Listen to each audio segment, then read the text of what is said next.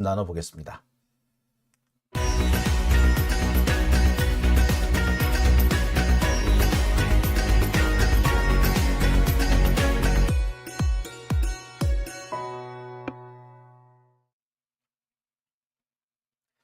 네, 오밤중에 뉴스 함께하고 계십니다. 제가 조금 걱정하고 약간 겁먹은 그런 말을 해서 그런가요? 응원합니다 라고 하시는 분들 많으시네요.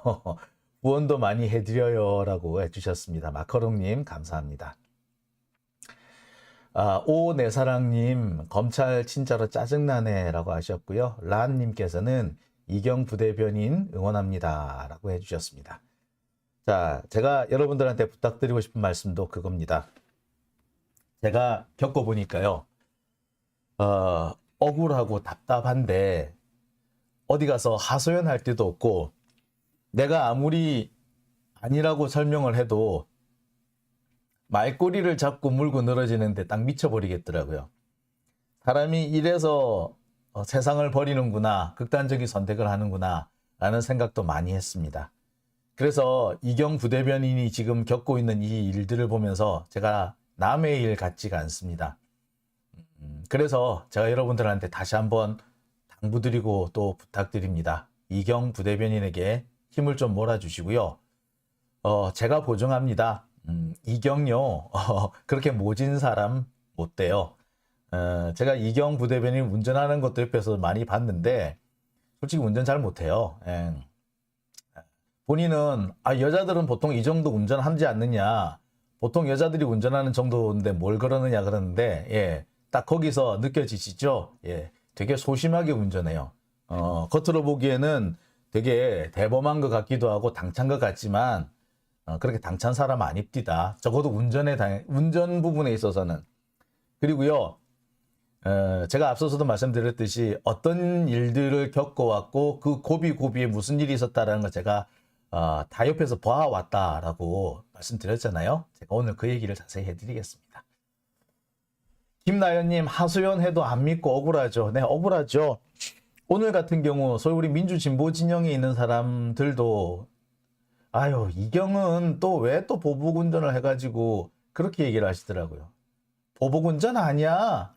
내가 무슨 일이 있었는지 다 알고 언제부터 같이 이 일을 좀 도와줬는데 아니야, 그거 아니야 라고 해도요, 겉으로는 그래 그렇구나, 생각보다 모르는 일이 많았네 라고 합니다. 하지만 돌아서서 에이, 정치인들 말을 어떻게 다 믿어 이렇게 하는데, 정말 제가 내 속이라서 까뒤집어 볼 수 있으면, 보여줄 수 있으면 얼마나 좋을까라는 생각도 해봤습니다. 자, 여러분 다시 한번 당부드립니다. 지금 누구보다도 답답한 사람이 이경 부대변인일 거예요. 여러분 우리 함께 힘을 모아주시기 바랍니다. 자, 첫 번째 주제 들어가겠습니다. 첫 번째 주제는요, 한동훈 비대위와 관련된 얘기입니다. 한동훈 비대위가 뭐 예상대로 진행이 되고 있죠. 처음 생각했던 것만큼 순조롭고 뭐 이렇게 일사천리로 진행되는 것 같지는 않습니다. 하지만 뭐 예정됐던 목표를 향해서 착착 진행되고 있는 것만은 분명해 보입니다. 한동훈 비대위를 놓고 언제 출범하느냐가 관건일 뿐, 출범하는 것에는 뭐 특별한 변동이 없을 것이다 라는 얘기도 많이 나옵니다. 그런데 이 한동훈 비대위가 출범을 하고 난 다음에 첫 번째로 해야 할 일을 두고 여러 가지 설왕설래가 오가고 있습니다. 그 중에서 가장 눈길을 끄는 대목이 있었어요. 그게 뭐냐?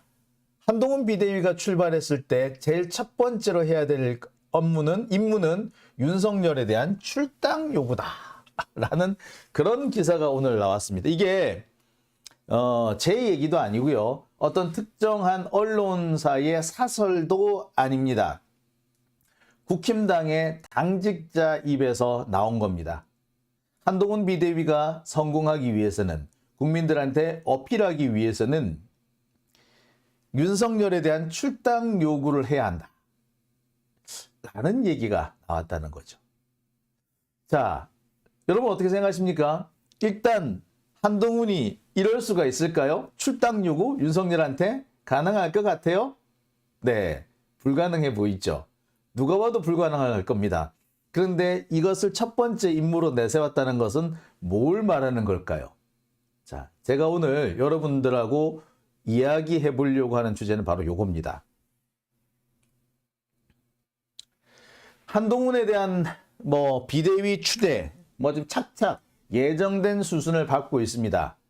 원래로 하자면은 그 의원총회에서 비대위를 선출하는 것으로 빨리 일사천리로 끝났을 것 같습니다만 예상 밖으로 이 의원총회에서 반발이 나오는 바람에 미뤄졌습니다. 그리고 원래는 어제 열렸던 당협위원장 연석회의에서 한동훈 추대가 결정이 낼 것으로 보였습니다만 어제도 성공하지 못했죠. 찬성하는 사람들이 많다고는 하지만 반대하는 사람들이 만만치 않고 윤석열과 같은 사람, 특히 국힘당의 이 성격을 볼 때 겉으로 말하지 않지만 반대하는 사람들의 숫자가 상당히 많을 수 있다는 점을 고려하면, 그러니까 무서워서 윤석열이나 한동훈이 무서워서 대놓고 반대를 못하는 사람들이 있을 거라고 본다면 사실상 국힘당 내부에서도 한동훈이 그닥 환영을 받지는 못하는 것 같습니다. 자, 그런 상황을 뿌리치고라도 윤석열은 어떻게든 간에 이 한동훈을 비대위원장에 앉히고 싶어 하는 것 같아요. 윤석열이 앉히고 싶어 하니까 결국엔 그렇게 될 겁니다. 지난번 당대표 선거를 보십시오. 정진석이고 나경원이고 안철수고 다 날아가지 않았습니까? 윤석열이 원하지 않는다는 것을 그대로 표현을 하자마자 윤석열의 의사가 표출되자마자 착착착착 다른 사람으로 교체가 됐습니다. 김기현 같은 경우에는 마지막까지 지지율이 높지 못했습니다. 하지만 윤석열이 계속해서 비토를 거니까 결국에는 김기현이 당선되는 상황까지 가고 말았습니다. 그 중에서 희생됐던 사람이 안철수도 있고요. 나경원도 있고 권성동, 정진석 이런 사람들이 있었죠. 이 사람들은 모두 자기가 당대표가 될 거라고 꿈에 부풀어 있다가 모두 나가리 됐죠. 권성동 같은 경우에는 사무실까지 차리려다가 망해버렸습니다. 그런 전례를 볼 때 한동훈 비대위도 반대가 있겠지만 그래도 결국에는 진행이 될 것이다, 관철이 될 것이다 라고 보는 게 맞을 겁니다. 현재는 그 관철 수순을 밟고 있다라고 보셔도 될 것 같아요. 게다가 오늘은 한동훈이 직접 비대위원장을 수락할 수 있다는 취지의 말을 했습니다. 대체적으로 그런 거예요. 누구나 처음 하는 일이 있는 것 아니냐, 누구에게나 처음은 있다 라는 식의 발언을 했다고 해요. 사실상 비대위를 수락하겠다라는 의지의 표현이 있죠. 한동훈이 정치를 한 적이 없고 그것도 당대표를 한 적은 더더구나 없고 당 생활을 한 적도 없는데 갑자기 뚝 낙하산처럼 당대표로 간다면 반발이 있을 수밖에 없고 네가 뭘 안다고 이 당대표를 한단 말이냐라는 반발에 부딪힐 수밖에 없겠죠. 이에 대한 한동훈의 대답이 누구나 처음 하는 일은 다 있기 마련이다 라는 식의 대응이었습니다. 그러니까 결국에 윤석열 뜻대로 될 거다라는 것을 알고 있고 그러니까 결국에는 윤석열 뜻대로 될 거니까 반대하지 마, 이런 식의 메시지라고 봐도 되겠죠. 달리 말하면 비대위원장을 가겠다라고 본인 스스로 밝혔다라고 봐도 될 것 같습니다. 현재 국힘당에서는요, 자기들 당 원로라는 사람들까지 끌어모아가지고 추대 절차를 마무리 지을 예정이고요. 추대 절차가 마무리되는 시점은 이번 주말 정도가 될 거라고 합니다. 시간이 좀 늦어지기는 했지만 결국 윤석열이 원하는 대로, 원하는 방식대로 진행이 되는 셈이죠. 우여곡절이 있지만 어쨌거나 윤석열 마음대로 됐다라는 겁니다.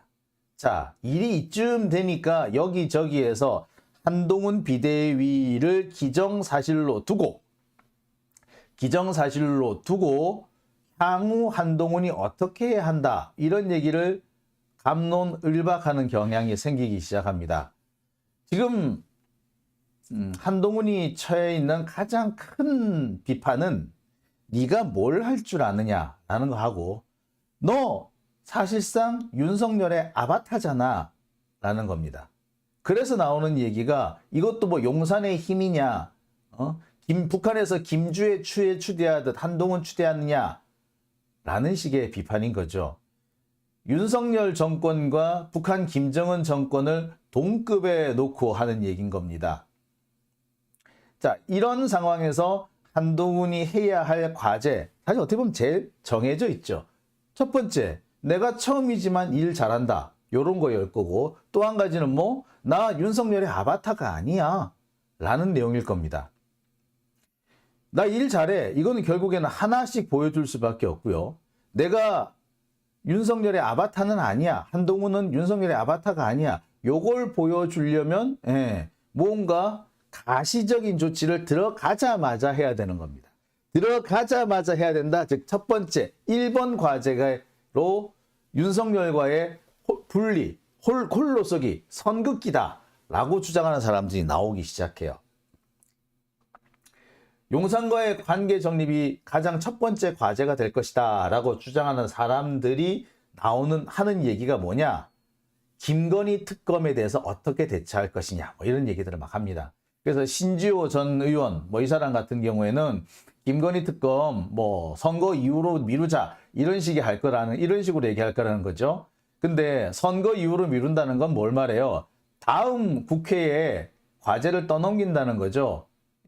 제가 늘 얘기합니다만 이 적폐 세력들이 흔히 쓰는 내가 참 반성하는 건 반대하는 건 아닌데 지금은 곤란하지 않을까? 조금 나중에 하면 안 돼? 자, 이러면서 시간을 끈다라고 그랬죠. 적폐 세력 또는 밀정 세력들이 가장 많이 쓰는 수법이, 분리할 때 가장 많이 쓰는 수법이 시간 끌기. 즉 시간 끌기를 하면서 김건희 특검을 대체해야 된다. 이런 식으로 얘기를 합니다. 그러면서 결과적으로 뭔 얘기를 하느냐? 김건희 특검을 뭐 받아들이는, 그래서 용산과 각을 세우는 듯한 그런 연극도 할 수 있다. 이런 취지의 말을 하는 사람들도 나옵니다. 그러면서 나오는 얘기가 바로 윤석열 출당인 거예요. 자, 윤석열 출당과 관련된 기사가 이 조선일보 쪽에서 나왔습니다. 이준석이 한 얘기를 인용하면서 나온 건데 그 원주장은 어디 있느냐면 채널A의 박진호 전 당대표실 특보라는 사람이 한 얘기를 조선일보라든지 다른 신문에서 받았습니다. 여기에서는 뭐라고 얘기를 하는고 하니 한동훈이 비대위원장으로 성공하기 위해서는 용산과의 관계 정립을 해야 되는데 이 관계 정립은 땜질식으로 할 것이 아니라 초반에 획기적으로 근본적인 처방을 해야 된다 라고 하는 거죠. 그러면서 나오는 얘기가 뭐다? 윤석열에 대한 출당을 해야 한다. 그러면서 대통령은 당적을 가질 수 없다는 골자로 법률 개정안을 당론으로 추진하면 국민 기대에 부응하게 될 것이다. 대통령 당적 박탈을 한장관 비대위원장이 된 한동훈 비대위원장의 1호 과제다라고 설정한 사람이 있다라는 겁니다. 자, 윤석열의 출당을 한동훈의 첫 번째 과제로 지목한 사람도 있다는 거예요. 자, 갑자기 윤석열 출당, 탈당, 뭐 당적, 뭐 박탈, 뭐 이런 얘기가 나온다는 거 의외죠. 엊그저께까지만 해도 이 윤석열에 대해서 선거 패배 책임조차 묻지 못하고 그 책임을 김기현한테 떠넘기는 것을 뻔히 쳐다봤던 사람들입니다. 그런데 갑자기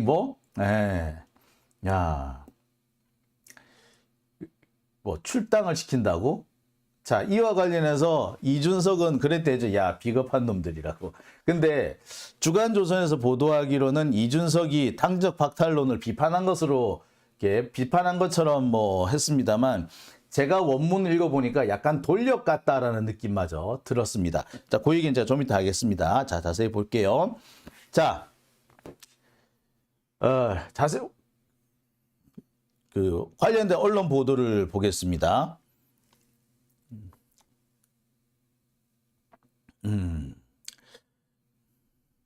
새로운 비대위원장은 수직적인 당정관계 재정립을 위해서 윤석열과 친분이 없는 사람이어야 하는데, 윤석열과 친분이 없는 사람이 아니라 윤석열과 너무 가까운 한동훈이라는 사람이 비대위원장을 맡았으니까 쇼를 할 필요도 있다.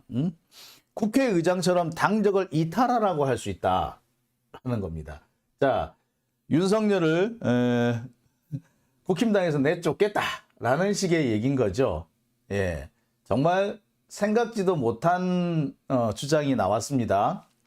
자, 이와 관련해 가지고 최초 보도가 된 데가 이 채널A 부분인데요. 여기 보면은 박진호 전 당대표실 특보는 채널A와의 통화에서 건설적인 당정관계 설정을 위해서는 땜질식 처방이 아니라 근본적인 처방을 내려야 하는데, 한 장관이 비대위원장으로 취임한다면 그 직후에 대통령은 당적을 가질 수 없다는 골자로 관련 법률 개정안을 당론으로 추진해야 된다. 그랬을 때 국민들의 기대에 부응할 수 있다라고 얘기를 한 겁니다. 사실상 한동훈 네 성공하려면 윤석열하고 관계 끊어라는 얘기죠. 이게 쇼다. 이런 쇼라도 해라. 뭐 이런 식의 발언입니다만, 사실상 뭐 당적을 정리하게, 야 윤석열 내쫓아 이씨, 이 얘기를 하는 것과 다를 바가 없는 겁니다. 그러니까 이준석이 야 비겁한 자들이네. 추종할 때는 언제고 대통령 내치라니 개인의 N성간호 문제가 아니라 그 집단은 배원망덕하려나 보네요. 그러니까 국힘당을 깐 거죠. 아이고 지들 언제는 추종하고 윤석열이라고 하면 껌뻑 죽고 내까지 내쫓더니 이제 와가지고 윤석열도 내쫓다고? 야 니들은 그냥 이상한 새끼들이야. 이 얘기를 하는 거죠. 겉보기로는 이준석이 이 당적 박탈 주장을 비판한 것으로는 보이지만, 제가 볼 때는 이준석이 당적 박탈론을 비판했다기보다는 이런 식의 행동을 하는 그 국힘당의 이 사고 방식을 돌려깠다라고 보는 게 더 좋아 보입니다.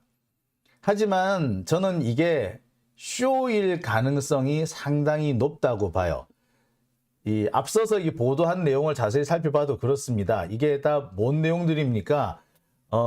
일종의 쇼를 하라는 거 아닙니까? 한동훈이 성공하려면 이런 쇼를 해야 된다. 그리고 이런 쇼를 할 때 윤석열이 허용해줘야 한다. 뭐 용인해줘야 된다. 뭐 이런 식의 얘기인 거죠. 그러니까 말 그대로 쇼를 하라는 얘기인데, 자, 그런데 저는 이게 과연 쇼이기만 할까? 라는 생각을 좀 해봤습니다.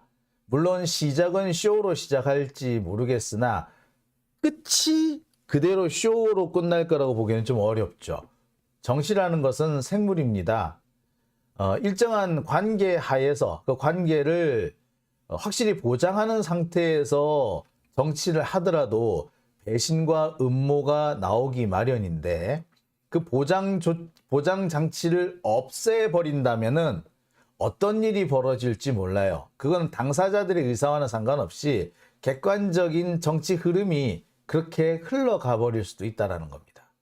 제가 볼 때는 지금 한동훈한테 너 윤석열하고 관계 끊어, 그래야지 네가 성공해 라고 말하는 것 자체가 사실은 비윤계, 그러니까 반 한동훈 반 윤석열 이쪽 사람들이 한동훈의 힘을 약화시키고 윤석열과 한동훈을 분리 이간질시키기 위해서 어떻게 보면 약간 큰 그림을 그리는 듯한 그런 느낌마저 듭니다.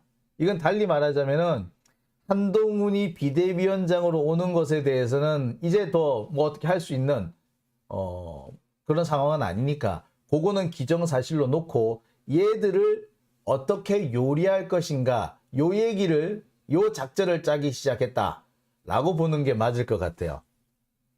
달리 말하자면은 한동훈이 비대위원장으로 들어오는 것을 두고 그것부터 새로운 국힘당 내에서 새로운 파워 게임이 시작되는 거다라고 보셔도 될 것 같습니다. 아마 국힘당 내에서 비윤계, 반윤계는 한동훈이 비대위원장으로 들어왔을 때 어떻게 하면은 이 한동훈을 바보로 만들 수 있다. 그래서 자신들이 당권을 다시 회복할 수 있다. 이런 생각, 그런 작전을 짜고 있는 걸로 보이고요. 그 첫 번째 함정이 윤석열 탈당시켜라. 물론 하지도 않겠지. 하기도 어려워요. 그러니까 애시당초 그런 말 자체가 그냥 진짜 쇼일 수도 있다. 그래서 이거는 뭐 어떻게 보자면 이런 걸 수도 있어요. 제가 볼 땐 여러 가지 가능성이 있는데, 첫 번째, 자, 한동훈 네 과제는 이거야. 첫 번째 과제는 윤석열과 관계 정립, 윤석열로부터 빠이빠이 하는 거라고 딱 던져놓고, 너 못하잖아, 그지? 못하지? 그래, 너 아바타네. 그러니까 너보고 아바타라는 거야, 임마. 라고 돌려까기 용으로 이 말을 한 것이다 라고 볼 수 있고요. 두 번째, 아까 제가 말씀드렸듯이 윤석열과 한동훈 사이에 이관계를 좀 시켜놓으려고 그 이관계의 첫 번째 포석으로 놓은 것이 요 멘트이다 싶기도 하고요. 세 번째, 진짜 쇼라도 좀 해봐. 너 진짜로 쇼라도 해봐. 그래야지 당을 살릴 수 있어. 라는 얘기일 수도 있습니다. 어느 쪽이 됐든 간에 결말은 비슷하다고 봐요. 결말은 국힘당 내의 파워게임의 격화로 이어질 걸로 보입니다. 달리 말하자면 지금 국힘당 내부에서도 한동훈이 당권을 잡는다고 해서 지금 사태가 나아지진 않을 것이고, 오히려 한동훈의 실체, 한동훈의 무능력을 온 세상에 까발리는 계기가 될 수 있다라고 생각하는 것 같습니다. 네. 우리는 이들의 행보를 자세히 보면서 그에 맞춰가지고 우리가 대처 방법을 보완해야겠죠. 쇼를 하는 것으로 확인이 된다면 쇼하지 말라고 하면서 동시에 그들이 자기 꾀에 걸려 넘어질 수 있도록 뭔가 또 우리가 대책을 좀 마련하면 될 것 같아요. 제가 이 구체적인 부분에 대해서는 향후 진행이 되면 또 말씀드리겠습니다. 미리 얘기를 하면 이거 얘네들 특히 검사들 저 하는 거 제 방송 봐요. 그래서 도망갈 구멍을 찾더라고. 그러니까 아마 그래서 제가 구체적인 대처 방법에 대해서는 나중에 말씀을 드릴게요. 자, 만약에 쇼라면 이들이 제깨에 걸려 넘어질 수 있도록 준비를 해야 될 거라고 봅니다. 만약에 국힘당 내부에서 이것이 일종의 한동훈 윤석열 사이의 이관계라고 한다면 우리는 이 이관계가 성공할 수 있도록 서포트 해야겠죠. 세 번째, 한동훈 너 윤석열하고 이거 결별 못하지? 그래, 너는 네 한계가 그거야 라고 한동훈의 한계를 까발리기 위한 거라면 우리 역시 적극적으로 도와야겠죠. 네. 자, 어떤 것이 됐든 간에 일단 우리한테 불리할 것은, 민주진보 진영에 불리할 것은 없어 보입니다. 한편 이와 관련해 가지고요, 이준석이 그런 얘기를 했습니다. 한동훈이 지금 비대위원장을 안 가고 물러선다면 되게 꼴이 우스워질 거다. 예, 꼴이 우스워질 겁니다. 근데 꼴이 우스워지는 정도로 끝나는 게 아니라 한동훈은 탄핵당해요. 예.